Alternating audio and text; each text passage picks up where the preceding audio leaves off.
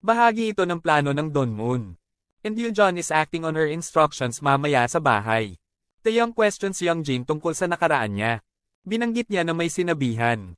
At dati siyang bully. At nagkaroon ng relasyon kay Jae-jun. Ibinasura ito ni Yanjin bilang pekeng chismis.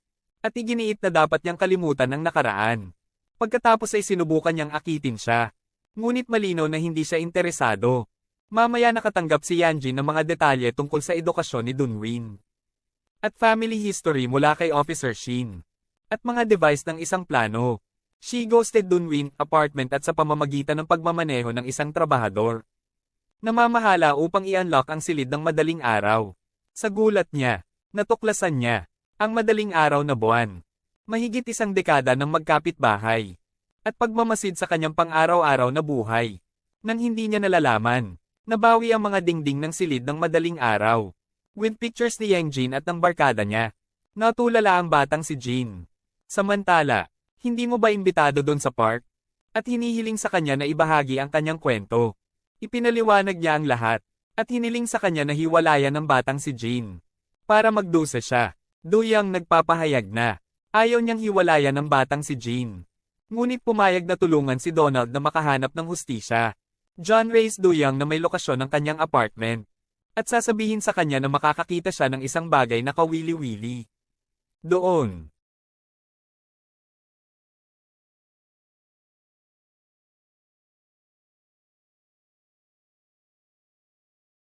Yang Jin Tuliro nagsisimula sa pagdududa gawin bata. Nagtataka kung paano siya napunta sa apartment ng madaling araw. At kung may nangyayari sa kanya. Hindi sumasagot si Duyang at lumabas si Yang Jin. Galit mamaya sa opisina. Nakatanggap si Duyan ng flash drive. Naglalaman ng mensahe mula sa aking uno. Sa mensahe, sabi ng uno ko, kung gustong malaman ni Doon ang mga detalye tungkol sa nakaraan ni Young Jin. Magkasintahan. He should come to meet him. Pumunta si Doon sa uno ko sa isang shop. Only to find out na nawawala ang hindi ko kilala. Sa loob ng ilang araw. Bago mawala, nakipag-ugnayan ng hindi ko kilala sa bawat bully para magtanong kaya siya. Kapwa estudyante sa semi noong high school. Na idineklarang kaso ng pananakit sa sarili.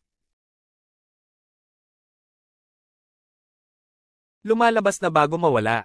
Ipinaalam ni Don Moon kay Maya ang tungkol sa katotohanan sa likod. So bingi siya, na siya ay pinatay. At ang isa sa mga nananakot ay may pananagutan. Nagbigay din si Don Moon kay Maya No ng ebidensya. Kasama ang mga fingerprint. The last person Maya No met bago siya mawala. Si Jin ba yan? Nagsama-sama ang mga bully. At pinag-usapan kung tinanong sila ni Maya No tungkol dito. Kaso niya, batang maong. Ngayon ay takot na takot. Nagsisimulang tumawa ng baliw. Na sinasabing walang ebidensya si Maya No. Siya ay pagpatay. At lahat sila ay kasangkot dito. Ang iba pa.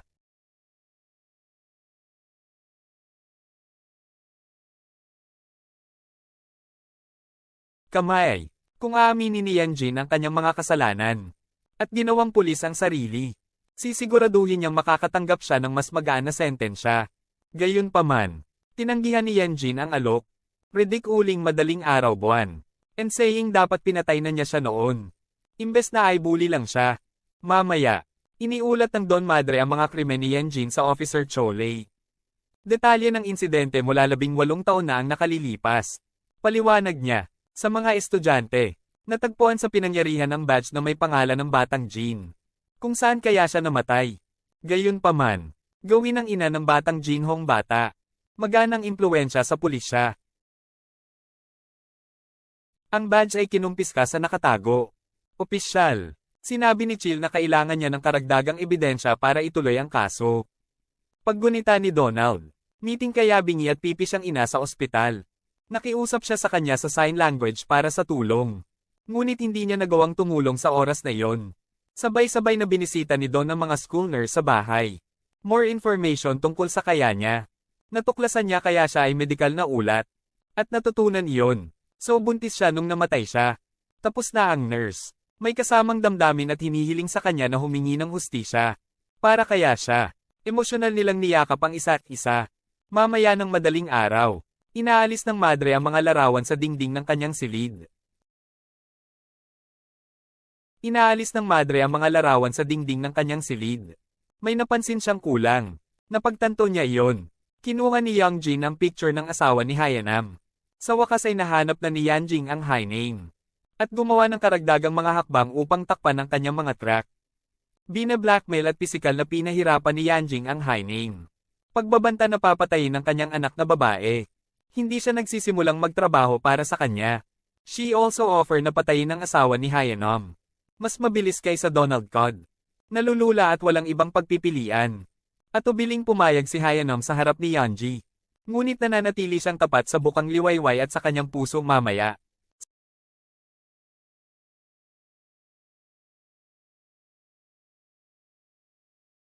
Sa bahay ng mga nurse ng paaralan upang mapanatili siyang ligtas. Mula sa batang Jin. Samantala, hinahanap ng batang si Jin. Madaling araw. Tinutokso ng pera. Ako pumayag siya. Siya agad. Naglalakbay sa lugar ni Dawnun. And Dawnun ay malinaw na nagpapakita upang makita siya. Pinipilit niyang pigilan ang galit niya. Bilang kanyang lasing na ina. Sino ang magtataksil sa kanya para sa pera noong nakaraan? Pumasok na siya ngayon sa apartment niya. Sinabi ni Dawnun sa kanyang ina. Pinamumunuan niya ang apartment. Ni-insist na susundan siya nito kahit saan siya magpunta. Samantala sa plastic surgery clinic ni Gyo John. Pumasok si Hai John para magpagamot. Sinusundan siya ni Yanjin sa sculpture. Para ibunyag ang relasyon nila ni Jae. June hanggang Duyan. Hai John responds na hindi lang niya ibinunyag yon. Ngunit din kung ano ang ginawa niya sa madaling araw sa iba. Habang malapit na silang mag-away. Nakialam si Yujong at sinabihan silang bumaba mamaya. Tanong ni Yang Jin Doyoung. Bakit niya nakilala si Haijong sa buwan? Personal. At kung may nangyayari sa pagitan nila, Doyoung nagiging infuriated. At sinabing gusto lang niyang ibunyag ang katotohanan. Sinong batang Jin ang nagtatago ng mahigit isang dekada? Iginiit niya yon. Magdadala siya ng hustisya sa kung sino man ang may kasalanan. Sa susunod na araw, Doyoung invitations doon sa kanyang business headquarters. Bago pumasok, hiniling ng mga gwardya na tanggalin ang kanyang kapote. Kapag hinubad niya ito, lahat ng naroroon ay namangha sa malalawak na peklat ng ibon. Tinatakpan ang kanyang katawan.